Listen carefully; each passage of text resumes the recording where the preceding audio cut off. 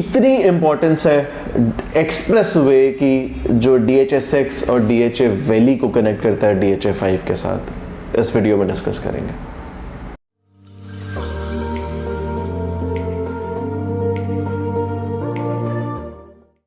बिस्मिल्लाहिर्रहमानिर्रहीम, अस्सलाम वालेकुम, ज़ोहिर मुस्तकीम रियल एस्टेट एडवाइजर से। सो व्यूअर्स, उम्मीद करते हैं कि आप लोग खैरियत से होंगे।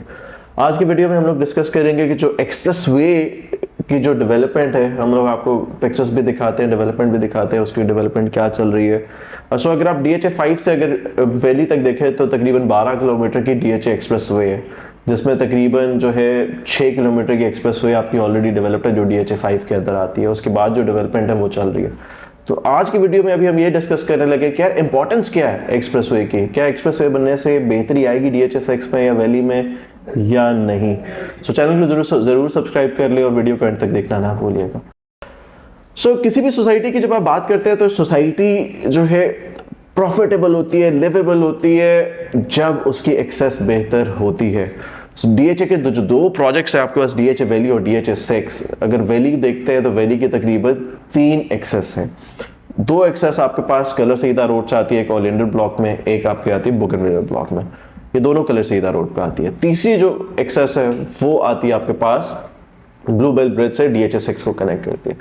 लेकिन ये एक्सेस जो आपको DHA6 में मिलती है, ये एक्सेस आपकी आगे जो है कहीं पे नहीं जा रही, क्योंकि एक्सप्रेस वे जो DHA की है, जो DHA आपकी 5 से स्टार्ट होती है और 6 में आके ख़त्म होगी, ये अभी कंप्लीट नहीं हो पाई। ये तकरीबन 12 किलोमीटर का पैच है, जिसपे से DHA5 के अगर अंदर देखें, जिसके अगेंस्ट एक्सप्रेस वे पे आपके पास कमर्शियल्स भी बनते हैं, वो आपके पास सेक्टर H तक या उससे आगे आप देखें तो वो तकरीबन 6 किलोमीटर का पैच बनता है। जिसका मतलब ये कि DHA5 के अंदर जो 6 किलोमीटर का पैच है एक्सप्रेसवे का, वो तो रेडी है, लेकिन वहां से आगे जो चीज कनेक्ट होनी है आपकी DHA6 तक, उस पर डेवलपमेंट अभी चल रही है। इस एक्सेस से होगा क्या कि आप ऑन ग्राउंड कनेक्ट कर पाएंगे DHA6 में। एक्सेस ना होने की वजह से क्या प्रॉब्लम हुआ, प्रॉब्लम कहाँ पे आती है कि DHA6 आपका जो है उसकी प्राइसेस इंक्रीज नहीं हो पाई, क्योंकि डायरेक्ट एक्सेस कोई भी नहीं थी। एक एक्सेस थी खाली, वो थी DHA वैली की। DHA वैली से जो है DHA6 से बंदा निकले, DHA वैली में एंटर हो, DHA वैली से कलर सीधा रोड जाए, फिर GT रोड से वापस आके जो है इस्लामाबाद की तरफ जाए, तो ये तकरीबन अगर आप इसको ओवरऑल कंपेयर करते हैं तो ये आपको तकरीबन 14-15 किलोमीटर का पैच बनता है। अगर आप एक्सप्रेस वे DHA6 से देखते हैं GT रोड पे कनेक्ट करने को या एक्सप्रेस वे पे कनेक्ट, इस्लामाबाद एक्सप्रेस वे पे कनेक्ट करने को। जब DHA एक्सप्रेसवे बन जाएगी तो यही डिस्टेंस जो है ये शायद 9 किलोमीटर का रह जाए, और आपकी बड़ी बुलेवार्ड है, जिसका मतलब है कि अगर आप DHA6 से अभी करंटली कलर से इधर रोड से आते हैं तो ये तकरीबन 20 मिनट की ड्राइव बनती है। 15 से 20 मिनट आपको लगते हैं DHA6 से कलर से इधर रोड से होते हुए GT रोड पे पहुंचते हुए।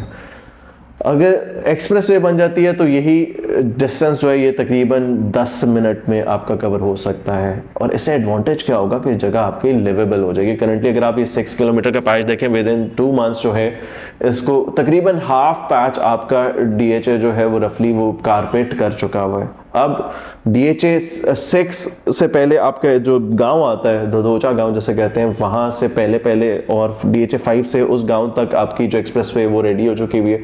और उस गांव से आगे जो DHA6 को कनेक्ट करना है, 2 किलोमीटर का पैच है जिस पे अभी डेवलपमेंट चल रही है। अगर इसी अच्छी पेस पे काम होता रहा तो शायद 2 से 3 महीने के अंदर या मैक्सिमम 6 मंथ्स के अंदर आपको ये एक्सप्रेसवे कंप्लीट मिले। जिससे फायदा क्या होगा कि आप DHA5 से डायरेक्टली DHA6 या डायरेक्टली DHA वैली में एंटर हो पाएंगे उसके थ्रू।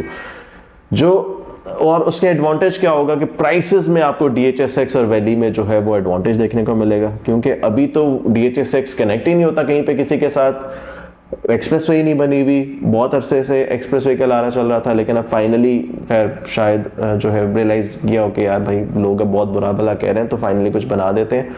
जब सोसाइटी को कनेक्ट ही नहीं कर सकते तो सोसाइटी आबाद कब होगी, पोजीशन देने का भी कोई फायदा नहीं था। सो DHA वैली और 6 के लिए जो एक्सप्रेसवे वो शायद सबसे इंपॉर्टेंट हो कि अगर उसके बगैर अगर आप पोजीशन दे भी देते हैं वैली के अंदर और 6 के अंदर तो शायद वो बहुत प्रॉफिटेबल ना हो सके, क्योंकि लोगों ने जितना आना है आपके इस्लामाबाद पिंडी से, जिसने भी कनेक्ट करना है वो आपकी DHA5 से ही होते आना है।